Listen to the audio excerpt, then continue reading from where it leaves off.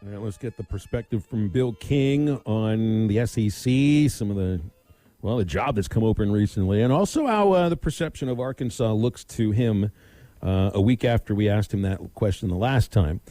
Bill, of course, the outstanding host on Nashville Sports Radio from 6 to 9, Monday through Fridays, the king of college football talk.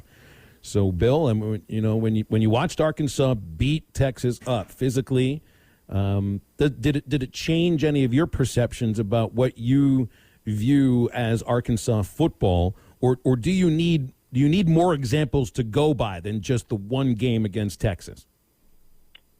Year twos, as I was telling you guys, are tricky. If year one is a little better of a look than people thought, the assumption is that's always just the starting point. The next year has to be better. That's not the case. But I would say Arkansas has more eyeballs from those who probably didn't believe than in many years right now because of that performance the other night. And if they can carry through with this and have a good season, then I think Arkansas and the perception is going to be in very good shape. But it's trending well. That was impressive. I'm not a big gambler. I have a gambling guy on every Friday for an hour, but I'm not a big gambler. I don't think that way. But I'm happy because I had Arkansas plus 5.5. That was a good night for me. Well, and so one of the things about that game too that might help change those perceptions about Arkansas being soft, about not being deep or anything, is that there was nothing fluky about the way they beat Texas. They just ground and pound them. They just, and I hate using this term, but they out-physicaled them. I don't really even think that's a word. Muscled? And when I heard Steve Sarkisian in Monday's press conference talk about, look, they won the line of scrimmage. That's the way that league plays. They play big boy ball. I hadn't heard somebody refer to Arkansas in that way in a long time, and it makes me think that this team right now, is ready for the rigors of playing against A&M and against Georgia and against LSU and all of that. But until you do it against an SEC team, there's still that question. We're only a couple weeks in, but I think in the SEC West, Arkansas is more of a threat to be in that 2, 3, 4 area than maybe some people thought. And because A&M's got some problems offensively, and Hayes King's not going to be around a while. He's got a severely either sprained or broken ankle. I've seen 2 different reports. Either way, I had a daughter that's had a bunch of those. Those things last. And even when you think you're back, they're very gimpy. Zach Calzada is okay. Sorry. Defensively, they're good, but I don't think A&M is quite where we thought. And the rest of that division, other than Ole Miss, there's a lot of market share, guys, in the SEC West to be grabbed after Alabama. Yeah, there's a lot to be up for grabs. And you talk about how Arkansas's reputation and how they've been viewed nationally since last Saturday has gone up, and they've gotten some national momentum behind their name. Obviously, jumping into the AP poll for the first time in a long time, getting that 20th ranking. What about Texas, though, their perspective? Because obviously it seems it's always either Texas is back or they're the same old that they've been since they've been trying to come back. And not only what is their perspective, but if this team, the team that you saw on Saturday, were to go into the SEC next year like a lot of us are expecting, how many years do you think it would actually take them to be competitive and to challenge Alabama? If you are recruiting the way you ought to recruit, it's a quick turnaround. There aren't many jobs that are quick turnaround jobs. That one is. And so that would be the depending measurement is, and right now the Texas kids aren't flocking to Texas. Now they get their recruits and they still get good players, but the elite players see the big time other places right now. That perception's got to change. And it's possible to do that. Frankly, I wasn't all that disappointed in Texas. I think Sark walked into a soft. Texas has always had a softness perception. University of Texas. And that's something they have to eradicate. It's almost like a spoiled brat school for football. And that's got to be, that demon's got to be exercised. And once he's able to do that, if he's able to do it, I don't think it would take long at all. But I wasn't that disappointed in him. They just got physically whipped. I don't think it's anything Sark did wrong. I think that's what he's got, and he's been dealt. Yeah, I think he summed it up right, that it was a type of game that they're not used to playing, and especially in a Big 12 where it seems like half the teams don't even know what defense is. It's just different styles of ball. And Arkansas, I think, was just more physical and a better team. Another program out there that is hoping not to fall into the pitfall that maybe Texas is currently in, the programs like Florida State. Nebraska is USC, as they fired Clay Helton. Who do you think is next there, and does the next guy have to be the guy, or they start to look like the new Nebraska? Well, they'll never be the new Nebraska because they're not geographically challenged. I don't care if they go another 50 years and keep hiring coaches who can't get it done. It's always going to be a chalky pod job. It will always be that. They could lose 100 games in a row, and I wouldn't change my perception. It's all about who you hire. It's all about the leadership. And now, when you make a move mid-September and you name an interim, and the interim coach is the recruiting guy, and the recruits know him, but unless you're going to go hire somebody or attempt to hire somebody that's retired, you're on hold for months. If James Franklin is indeed interested, and got to remember now, just back to James, he may or may not be interested, but Penn State is his ultimate dream job. It always has been, and he's there. He's coaching it. So something would have to have changed for him to say, okay, I want to go out west and take on Southern Cal, which is, a golden opportunity.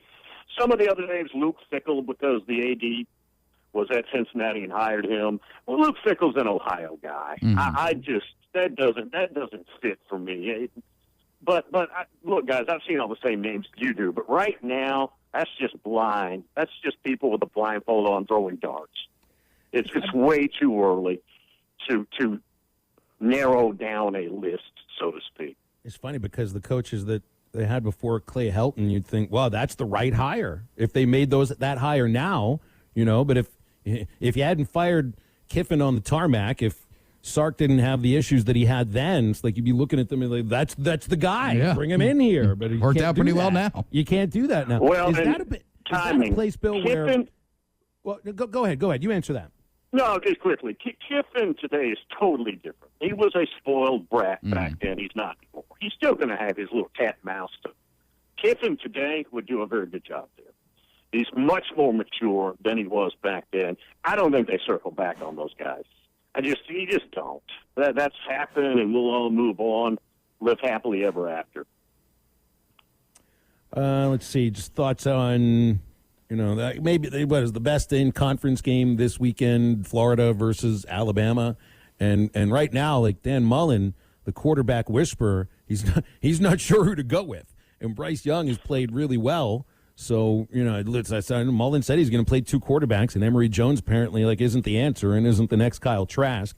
I saw Alabama as a 14-point favorite on the road, and if Florida doesn't know who they're playing at quarterback, I don't think that's going to be a pretty game. Emory Jones has been inconsistent, and Anthony Richardson, the backup, or shouldn't even call him that, has been dynamic. I didn't realize, and I followed him out of high school, I didn't realize he's as spectacular as an explosive runner as he is. I mean, this kid is 6'4", 240, or whatever they list him, and he runs like he's tail and waddle. And I'm being I'm exaggerating a little bit, but I mean, he is dynamic out there. We've seen him throw a little, and he's been good there too. Probably a little raw in that area. But his problem is remember, on one of those long runs this past weekend, he pulled up with a hammy. And that's a reoccurrence of a problem from the spring.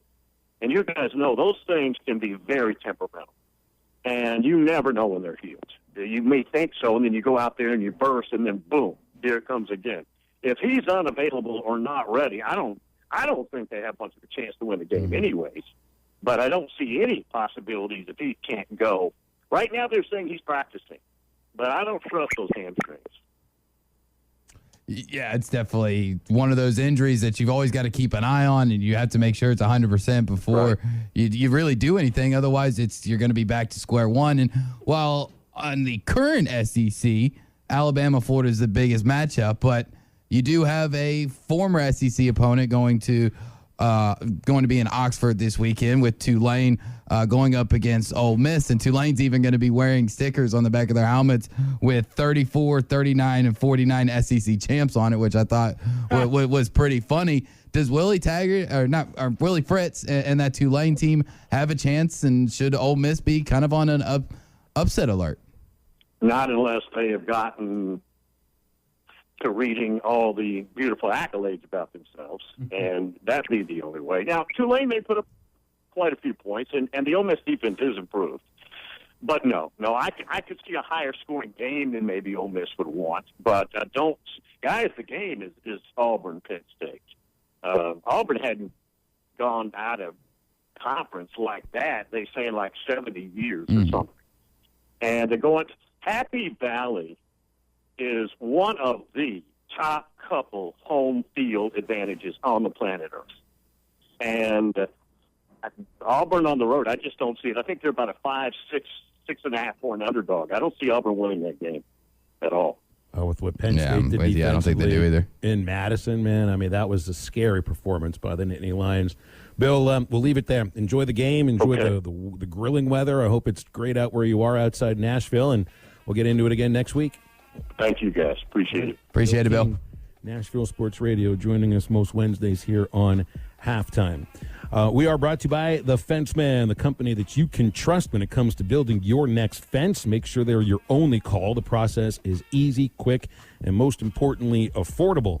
18-month same as cash financing is available with The Fence Man. So if you need a fence, gates, or anything that involves a fence, call The Fence Man at 479-782-3936. That's The Fence Man, and he ain't afraid of no work. To wrap things up on Halftime after the break, you can call, you can text 877-377-6963. Nick Saban said, what? Certainly something Bear Bryant never said, I would think. I don't think he did. Next.